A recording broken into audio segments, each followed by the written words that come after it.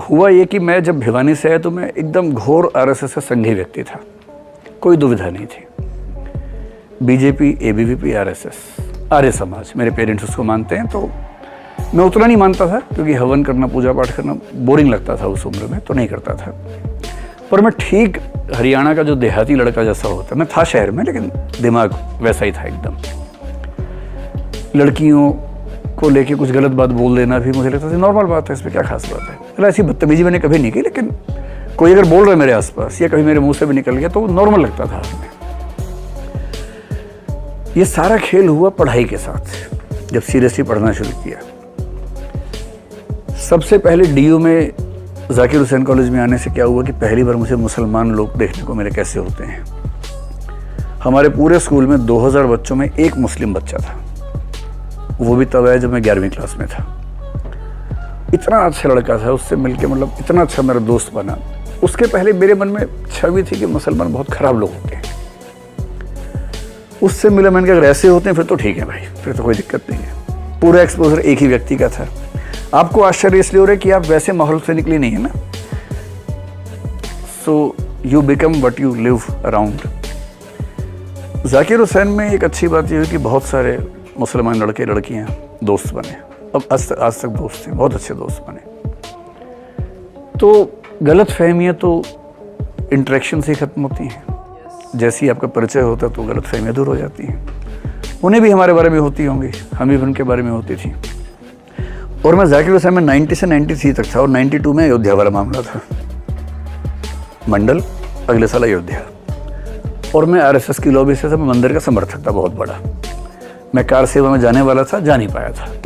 हम 3-4 दोस्त जाने वाले थे, बाई चांस नहीं जा पाए थे क्योंकि दुविधा थी नहीं उस समय तक। हम एकदम क्लियर थे कि मंदिर बनना ही चाहिए, वहीं बनना चाहिए और हमको ही बनाना है, कोई दुविधा थी नहीं उस तरह की। ये सारी दिक्कत हुई पढ़ाई शुरू करने के बाद। पढ़ाई ना करो तो कोई दिक्कत है ही नहीं जीवन में।